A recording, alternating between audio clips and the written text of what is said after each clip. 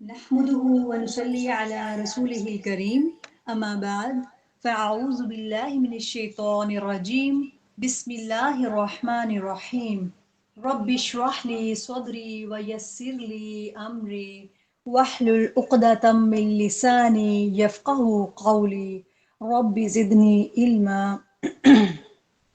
اللہم فقہنا فی الدین آمین یا رب العالمین۔ میری پیاری سسٹرز، السلام علیکم ورحمۃ اللہ وبرکاتہ۔ کیسی ہیں آپ سب؟ میں امید کرتی ہوں آپ سب ایمان اور صحت کی بہترین حالت میں ہوں گی انشاءاللہ۔ میں ہوں آپ کی ٹیچر مس مہجبین۔ میرے ہمراہ آپ انبیاء علیہ السلام کی زندگی کے بارے میں جانیں گی کہ کس طرح سے انہوں نے اللہ تعالیٰ کے دین کی تبلیغ کی اور کس طرح کے مسائل کا سامنا کیا اور ان کی تبلیغ کے دوران کیا نتائج اور کیا فوائد حاصل ہوئے۔ آپ سب جیسا کہ حضرت نوح علیہ السلام کے قصے کے بارے میں پڑھ رہے تھے، آج ہم ان کی تبلیغ کے نتائج اور فوائد کے بارے میں پڑھیں گے، ٹھیک ہے؟ حضرت نوح علیہ السلام کا طریقہ دعوت و ارشاد۔ حضرت نوح علیہ السلام اللہ کے وحدہ لا شریک ہونے کے پہلے داعی یا دعویٰ کرنے والے تھے۔ آپ کی قوم نے شرک کا کچھ اس طرح سے آغاز کیا کہ اپنے ہی بزرگوں کے بت بنا لیے اور پھر ان کی پوجا کرنے لگ گئے۔ آپ علیہ السلام کی زندگی سے داعیان توحید و رسالت کے لیے شاندار اسوہ ملتی ہیں۔ اس 100 سالہ دعوت کے عرصے میں آپ علیہ السلام نے جس طرح سے تبلیغ کی، اس کو چند نکات میں کچھ اس طرح سے پیش کیا جا سکتا ہے۔ کچھ پوائنٹس ہیں، ان کو ہم دیکھتے ہیں۔ حضرت نوح علیہ السلام نے ایک عرصے تک دعوت کو خفیہ رکھا اور پھر اعلانیہ دعوت دی، جیسا کہ ارشاد ہے سورہ نوح آیت نمبر 589 میں ہے، قال رب انی دعوت قومی لیلا ونحارا ثم انی دعوتهم جہارا ثم انی اعلنت لهم واسررت لهم اسرارا۔ ترجمہ: اے میرے پروردگار، میں نے اپنی قوم کو تیری طرف رات دن بلایا، پھر میں نے انہیں بآواز بلند بلایا، اور بے شک میں نے ان سے اعلانیہ بھی کہا اور چپکے چپکے بھی۔ جب حضرت نوح علیہ السلام نے اعلانیہ تبلیغ کی تو ان کی قوم نے اس تبلیغ کی سخت مخالفت کی، طرح طرح کے سخت رویے اختیار کر لیے، طرح طرح کے تلخ سوالات کیے۔ ان لوگوں کی بد تہذیبی کا جواب آپ نوح علیہ السلام نے ہمیشہ نرمی، مہربانی، شیریں زبان سے ہی دیا، حتیٰ کہ قوم نے آپ کو جھٹلایا اور آپ کو گمراہ بھی کہا، اور بد زبانیوں تک کا جواب آپ نوح علیہ السلام نے اس میٹھے انداز میں دیا۔ سورہ الاعراف آیت نمبر 61 میں ہے، یا قوم لیس بی ضلالۃ ولکنی رسول من رب العالمین۔ ترجمہ: اے میری قوم، مجھ میں تو ذرا بھی گمراہی نہیں، لیکن میں پروردگار عالم کا رسول ہوں، ٹھیک ہے؟ حضرت نوح علیہ السلام نے اپنے طویل عرصہ دعوت و ارشاد میں کبھی بھی مخالفین کی کثرت اور ان کے مذاق اڑانے پر اور مخالفین کی طرف سے دی جانے والی تکلیفوں کی بالکل پرواہ نہ کی، بلکہ بہت تھوڑے سے ساتھی ہونے کے باوجود اپنے اس مقصد کو یا اپنے اس مشن کو جاری رکھا، اور کبھی بھی آپ کی ثابت قدمی میں کوئی لغزش نہ آئی۔ حضرت نوح علیہ السلام اپنی تبلیغ سے کبھی پیچھے نہیں ہٹے یا پیچھے نہیں ہوئے۔ آپ نے قوم کو اللہ تعالیٰ کی بے شمار جو نعمتیں اور بے پناہ جو احسانات ہیں ان کی یاد بھی دلائی، تاکہ وہ پروردگار پر ایمان لے آئیں اور اس کے شکر گزار بندے بن جائیں۔ آپ نے قوم سے فرمایا، سورہ نوح آیت نمبر 19 میں ہے، وَاللَّهُ جَعَلَ لَكُمُ الْأَرْضَ بِسَاطًا۔ ترجمہ: اللہ تعالیٰ نے زمین کو تمہارے لیے فرش بنا دیا ہے، لہٰذا اگر تم اپنے پروردگار پر ایمان لے آؤ گے اور اپنے تراشے ہوئے بتوں کو چھوڑ دو گے تو وہ مالک تمہیں تمہارے مال و اولاد میں بے پناہ برکت دے گا اور تمہاری قحط زدہ زمین پھر سے ہری بھری یا سرسبز کر دے گا۔ آپ کی انتھک محنت اور بے مثال دعوت و ارشاد کے باوجود آپ کی اپنی بیوی اور آپ کا اپنا بیٹا ایمان نہ لائے اور آخرکار آپ کی آنکھوں کے سامنے ہی کافروں کے ساتھ غرق ہو گئے۔ آپ نے اس دکھ کو بھی نہایت حوصلے اور بڑی ہمت سے برداشت کیا۔ ٹھیک ہے، اس طرح آپ علیہ السلام ہمارے لیے قیامت تک دیان حق کے لیے یا راہ حق میں آنے والی مصیبتوں یا مسائل پر صبر و تحمل کا انمول اسوہ چھوڑ گئے۔ ٹھیک ہے، آج کے دور میں اگر دیکھا جائے تو کہتے ہیں کہ یہ تو نئی جدت آ گئی ہے، یہ نئی ایجاد ہے، واہ کیا نئی ایجاد ہے۔ جبکہ اگر ہم دین کو اچھی طرح سے سمجھیں تو ہمیں پتہ چلتا ہے کہ یہ 1400 سال پہلے ہی قرآن مجید میں بتلا دی گئی تھیں۔ حضرت نوح علیہ السلام کے دور میں ہی سائنسی اور متعدد جو علوم تھیں، یہ کہ کئی طرح کے جو علوم تھے ان کو عروج ملا تھا۔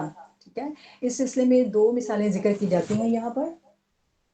قرآن مجید میں ارشاد ہے، سورہ نوح آیت نمبر 16 میں ہے، وَجَعَلَ الْقَمَرَ فِيهِنَّ نُورًا وَجَعَلَ الشَّمْسَ سِرَاجًا۔ ترجمہ، اور ان میں چاند کو خوب جگمگاتا بنایا اور سورج کو روشن چراغ بنایا۔ اس آیت میں ہمیں یہ پتہ چلتا ہے کہ اللہ تعالیٰ نے اس ارشاد مبارک میں سورج کو ایک دہکتے ہوئے روشن چراغ سے تشبیہ دی ہے، یعنی ایسا چراغ جو تیل وغیرہ سے تو جلایا جائے اور وہ ایک شعلے سے جلے۔ ایسے چراغ کی روشنی اپنی یا ذاتی ہوتی ہے، اور جدید سائنسی تحقیق نے یہ ثابت کیا کہ جو سورج ہے وہ شعلہ زن گیسوں کا مجموعہ ہے، اور اس کی روشنی اور طاقت کا سرچشمہ اس کی سطح کے اندر ہونے والے جو ایٹمی دھماکے ہیں ان کی وجہ سے ہے۔ ٹھیک ہے، اور دوسری مثال یہ ہے کہ اللہ تعالیٰ نے چاند کو نور کہا، یعنی وہ ایک غیر روشن ڈیر ہے جو روشنی دوسرے سے حاصل کر کے منور ہوتا ہے۔ ٹھیک ہے، اور آج کی جو سائنس ہے اس بات کا اقرار کر رہی ہے کہ چاند کی اپنی روشنی نہیں ہے بلکہ وہ سورج سے روشنی حاصل کرتا ہے۔ اسی طرح ارشاد ربانی ہے، ترجمہ، اور تم کو زمین سے ایک خاص اہتمام سے اگایا یعنی پیدا کیا ہے۔ اس آیت میں اللہ تعالیٰ نے یہ اعلان فرما دیا ہے کہ اس نے بنی آدم کو زمین میں پیدا کیا اور اس کی زندگی کا انحصار یا دار و مدار زمین میں اگنے والی نباتات پر کر دیا، جیسے کہ ڈاکٹر توسون کینچ اپنی کتاب الماء معجزات طیبہ میں فوڈ چین کے بارے میں بات کر رہے ہیں کہ تمام حیوانات کو زندہ رہنے کے لیے زمینی نباتات ضروری ہے، اس لیے تمام حیوانات نباتات کھا کر یا ان حیوانات کو کھا کر زندہ رہتے ہیں جو نباتات کھاتے ہیں۔ مثلاً اگر انسان مچھلی کھاتا ہے تو وہ مچھلی اپنے سے چھوٹی مچھلی کو کھاتی ہے، اور وہ چھوٹی مچھلیاں کیڑے مکوڑے یا جو زمینی نباتات ہوتے ہیں ان کو کھا کر زندہ رہتی ہیں۔ ٹھیک ہے، اسی طرح سے ہر جاندار کی جو اصل خوراک ہے بالآخر نباتات ہی نکلتی ہے، جبکہ قرآن کریم نے انسانی خوراک کا منبع 1400 سال پہلے ہی بیان کر دیا تھا، اور سائنس آج اس کا اقرار کر رہی ہے۔ حضرت نوح علیہ السلام کے قصے سے ہمیں اس بات کا بھی پتہ چلتا ہے کہ ان کے معاشرے کا جو طبقاتی نظام تھا وہ کیسا تھا۔ اس میں بھی دو طرح کے لوگ تھے، ایک طبقہ بہت عمرہ اور غنی لوگوں کا، یعنی کہ جو بہت امیر کبیر یا رئیس لوگ تھے ان کا طبقہ، جبکہ دوسرا طبقہ غریب غربا اور مسکین یا محنت مشقت کرنے والے لوگوں کا ہوتا۔ ٹھیک ہے، جو امیر لوگ تھے ان کا طبقہ اپنی مال و دولت اور دنیاوی شان و شوکت کی وجہ سے حق کو قبول کرنے سے گریزاں رہتا، اور وہ تصور کرتا کہ جس دین کو ہمارے معاشرے کے حقیر، کمتر، غریب لوگ قبول کریں گے وہ ہرگز بہترین دین نہیں ہو سکتا، جبکہ جو غریب غربا لوگ یا محنت کش لوگ تھے وہ اپنی فطری خوبیوں کی وجہ سے ہمیشہ حق کو قبول کرنے میں پہل کرتے۔ حضرت نوح علیہ السلام کی قوم کے رئیس لوگوں کے غریب لوگوں کے ساتھ ایمان قبول کرنے میں معاشرتی ہچکچاہٹ یا شرمندگی محسوس ہوتی، اس لیے وہ اس نعمت جلیلہ سے محروم رہ گئے، اور ان کے مقابلے میں جو غریب لوگ تھے وہ اس راز کو جان گئے کہ عزت، شان و شوکت، اعلیٰ مقام و مرتبہ صرف اللہ تعالیٰ کی ذات کا ہے۔ ٹھیک ہے، حضرت علیہ السلام کے دور کے طبقاتی کشمکش جو ہے وہ آج بھی عروج پر ہے۔ آج کے دور میں بھی ایسے امیر اور رئیس لوگوں کی کمی نہیں جو غریب کے ساتھ اسلامی محفل میں شرکت کو اپنی توہین سمجھتے ہیں۔ ایسے بھی غنی لوگ موجود ہیں جو کہ زکوٰۃ کو ٹیکس سے بدتر، حج کو خام خواہ کا سفر اور تکان، روزے کو غربا پر واجب اور نماز کو انتہائی ناقابل عمل خیال کرتے ہیں، یعنی کہ ان چیزوں کو بالکل معمولی سمجھتے ہیں، ان کی اہمیت کو بالکل نہیں سمجھتے، نہ وہ سمجھنا چاہتے ہیں۔ یہ سب ان کے امیر ہونے، رئیس ہونے یا ان کے غرور و تکبر کی وجہ سے تھا، جبکہ غریب کا تقوی اور ایمان آج بھی قابل تحسین ہے۔ اب نیکسٹ پوائنٹ پہ دیکھتے ہیں، ایمان کے بغیر قرابت داری کچھ سود مند نہیں۔ ٹھیک ہے، اس پوائنٹ میں ہمیں پتہ چلتا ہے کہ قرابت داری خواہ کتنی ہی گہری یا مضبوط کیوں نہ ہو، ایمان باللہ یعنی اللہ پر ایمان لانے کے بغیر کوئی مقام یا مرتبہ حاصل نہیں، بلکہ ہر شخص اپنے قول و فعل کا خود ہی ذمہ دار ہے۔ اگر انسان اللہ تعالیٰ پر ایمان نہیں لاتا اور اللہ کے باغیوں کے ساتھ رہنا پسند کرتا ہے تو پھر وہ ناکامی اور نامرادی جو ہے وہ اس کا مقدر ٹھہرے گی۔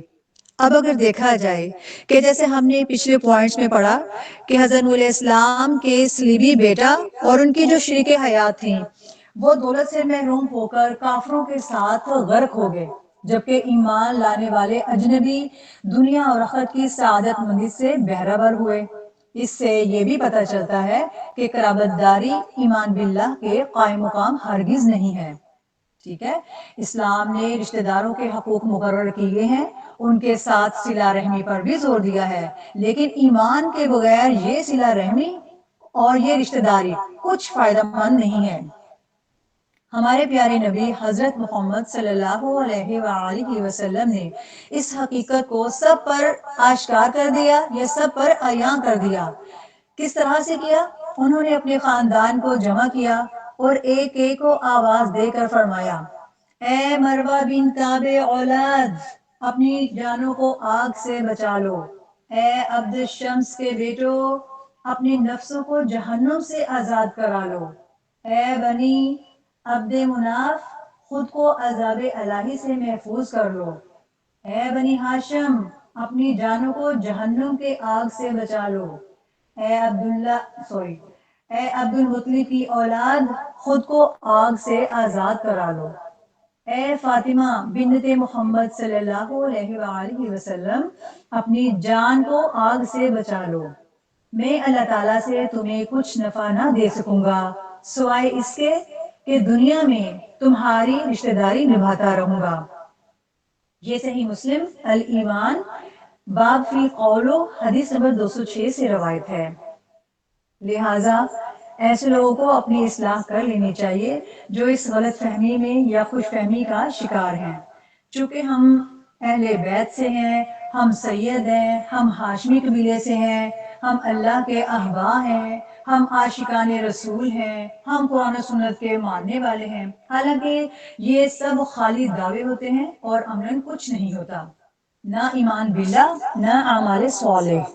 اس لیے ہماری نجات یقینی ہے، حالانکہ نجات اور کامیابی کا جو دار و مدار وہ ایمان اور نیک اعمال پر ہے۔ ٹھیک ہے، آج کا ہمارا سبق یہیں تک تھا، ملتے ہیں نئے لیکچر میں نئے ویڈیو کے ساتھ، تب تک اپنا خیال رکھیے، دعاؤں میں یاد رکھیے اور میرے ساتھ اس لیکچر میں ہمیشہ ایسے ہی محبت سے جڑے رہیے۔ السلام علیکم ورحمۃ اللہ وبرکاتہ۔